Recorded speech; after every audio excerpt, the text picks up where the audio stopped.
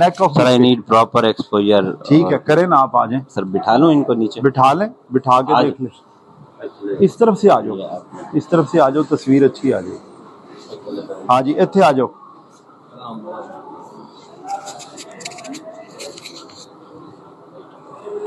चलो आओ जी डॉक्टर साहब, एग्जामिन कीजिएगा नेक का। बस ठीक है, इधर आ जाए, आगे आ जाए। अस्सलाम वालेकुम चाचा जी, मेरा नाम डॉक्टर कौसैन है। मैंने आपका मुआयना करना है, आपकी इजाजत है? इस तरफ ये थोड़ा पानी का घूंट भरें जरा।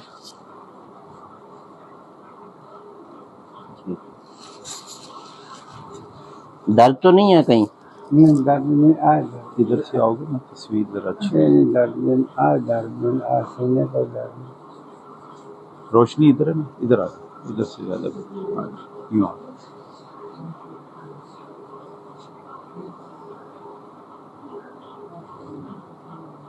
डॉक्टर साहब लिम्फ नोड देख लें। शाबाश।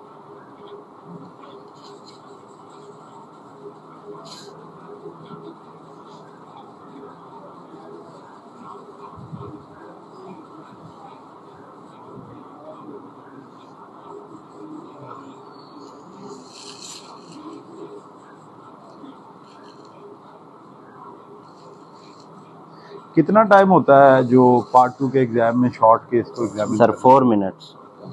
4 to 5 मिनट्स होते हैं और 5 मिनट ही डिस्कशन के होते हैं। ऐसे ही बस इतना कर लो, ज्यादा नहीं करो। दोनों तरफ हैं जी सर। ठीक हो, नीचे कर, नीचे कर। ठीक है, ये जो लिम्फ नोड आपने देखे हैं डॉक्टर साहब, ये आपको क्या लग रहा है, कौन से लिम्फ नोड है, किस चीज? सर डिस्क्रीट है, रबरी है। Number 1 these are discrete, number 2 rubbery, और सर फर्म है, इनकंसिस्टेंसी। फर्म है या रबरी है? Sir soft. अभी तो रबरी कहा है आपने जी। रबरी है कि फर्म है या सॉफ्ट है, ये तीनों में से बता दें। सर रबरी। रबरी कंसिस्टेंसी, डिस्क्रीट लिम्फ नोड। इसके मुकाबले में और किसी डिजीज, ये कौन सी डिजीज में ऐसे होता है? Sir lymphoma. Most likely these are the features of lymphoma, के उसमें रबरी होते हैं, डिस्क्रीट होते हैं। डिस्क्रीट का क्या मतलब है? अलग अलग फील होंगे। और ट्यूबरकुलस के कैसे होते हैं? मेटेड। और इसके अलावा सर वो सॉफ्ट। नंबर 1 फॉर्म होते हैं और मेटेड होते हैं। और क्या खास कंपोनेंट मिल सकता है सर उसमें? There can be a solid cystic component associated जो है वो। और हिस्ट्री में क्या फाइंडिंग होती है? सर कफ की हिस्ट्री हो सकती है, वेट लॉस की हिस्ट्री हो सकती है, और फीवर, नाइट स्वेट्स की हिस्ट्री हो सकती है। हमारे यहाँ बहुत कॉमन चीज है ना ये वाली, तो ये वाले सारे फीचर हो सकते हैं। तो आपका क्या ख्याल है कि ये क्या है? Sir most likely lymphoma. Lymphoma. और भी कुछ देखना पसंद करेंगे इनमें? Sir apart from that swelling I will like to examine the ENT. आप सारे के सारे ड्रेनिंग एरिया को देखेंगे, उसमें क्या क्या देखना पसंद करेंगे? एक्जिला। एक्जिला के अलावा sir ENT examination. Oral ENT, ear nose and throat, number 1। Number 2 is scalp, और नंबर 3 इज एक्जिला, आर्म, हाथ को देखना है आपने। ठीक। नंबर 4 इज चेस्ट वॉल, ये आपने देखनी है। और आपने पैरोटिड देखना है, आपने थायराइड देखना है, और क्या देखेंगे? Sir inguinal lymph node, para-aortic. देखे, वो एक सवाल मैं बच्चों से पूछता हूँ अक्सर के वो जो चौक है कौन सा है? फैजाबाद चौक में और नेक स्वेलिंग में क्या कॉमन? सर हर शहर से गाड़ी है। फैजाबाद में हर शहर से गाड़ी आती है, और नेक नोड में बीमारी कहीं से भी आ सकती है।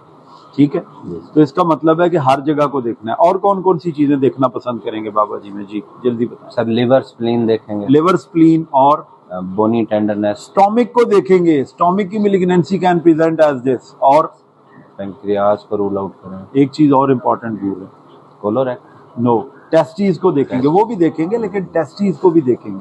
ठीक है, so these are the areas you have to look for while examining the neck nodes।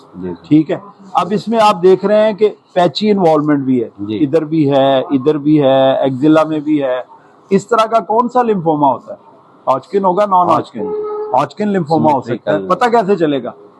Sir symmetrical spread होगी इसकी, बाइमोडल। नहीं, पता कैसे चले, कंफर्म कैसे करें? Sir excisional biopsy. Excisional biopsy कर लें या एफएनएसी कर लें, और उसमें हम देखेंगे कि किस तरह के सेल आ रहे हैं, उससे हम डायग्नोज करेंगे और फर्दर इनको जो है वो, तो वो जो एक्सिजनल बायोप्सी करते हैं उसमें खास बात क्या होगी? सर एक तो मोस्ट प्रोमिनेंट लिम्फ नोड लेना है, ऐसा complete लिम्फ नोड ले जो सिग्निफिकेंटली लार्ज हो, नंबर 1। और इसके अलावा सर्वाइकल को ज्यादा प्रेफर करें। ऐसा कोशिश करें इजीली एक्सेसिबल हो। और जीए में करें, लोकल में करें? सर लोकल में भी कर सकते हैं। कर सकते हैं, लेकिन मोस्ट लाइकली आपको जीए के लिए तैयार रहना चाहिए whenever you are taking the biopsy. Biopsy लेते हुए किस चीज का ख्याल करना है? सर टिश्यू डिस्टॉर्ट ना हो। Distortion of the tissue should not be done. Like कि आपने उसे पकड़ना नहीं है किसी चीज से, आप लिम्फ नोड को किसी ऐसी चीज से ना पकड़ें कि टिश्यू डिस्टॉर्ट हो जाए, ठीक है? और इसके अलावा सर हीमोस्टेसिस का ख्याल करना है। कैप्सूल इंटैक्ट हो, कैप्सूल इंटैक्ट, टिश्यू डिस्टॉर्शन ना हो, कैप्सूल इंटैक्ट हो।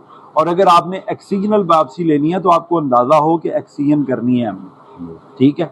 और लेने के बाद देख भी लें ये लिम्फ नोड ही है, कुछ और तो नहीं ले लिया, ऐसा तो नहीं कोई एसोसिएटेड लाइपोमा था जो मैं निकाले बैठा हूँ, ठीक है? ताकि बार बार उसको ना करना पड़े, ठीक है?